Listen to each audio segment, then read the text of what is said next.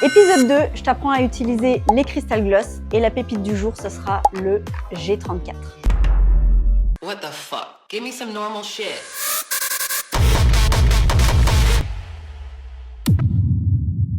C'est exactement le même principe que sur l'épisode numéro 1.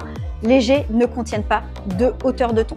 L'avantage du G34, c'est que tu vas pouvoir l'utiliser sur une base de 4, 5, 6, 7, 8, 9 ou 10.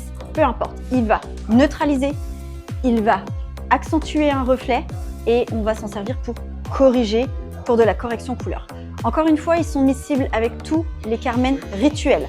Ça veut dire que tu peux intensifier un reflet comme tu peux aussi neutraliser un mauvais reflet. La différence du G34 en Crystal Gloss par rapport au G34 qui est en ton sur ton, c'est qu'on est sur une coloration qui est froide. Donc le 34, il va vraiment avoir le reflet un petit peu pêche. Donc en termes de couleur et de rendu, c'est vraiment extraordinaire. Je te conseille vraiment d'utiliser un G34 pur sur une hauteur de ton 8. Tu vas vraiment avoir une couleur irisée, c'est vraiment très beau. Ensuite, moi, ce que j'utilise énormément, c'est pour contrer mes reflets cendrés. Donc, je vais énormément l'utiliser dans toutes mes remontées de couleurs. C'est-à-dire quand j'ai des bases qui sont beaucoup trop claires, quand je veux refoncer de plusieurs tons, je vais utiliser des bases très froides et dedans, je vais venir contrer avec justement mon G34. Donc, lui, je vais vraiment avoir tendance à m'en servir pour des gros cas techniques ou encore une fois, contrer mon reflet cendré. Je te dirais aussi un mélange de recettes qui est vraiment incroyable.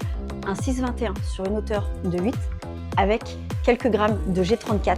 Ça te permettra d'obtenir une couleur cookie qui est juste pépite. Donc si je dois reprendre, le G34 n'a pas de hauteur de ton. On est sur un doré cuivré froid qui va te donner ce côté pêche. On s'en sert pour accentuer, pour neutraliser, pour corriger.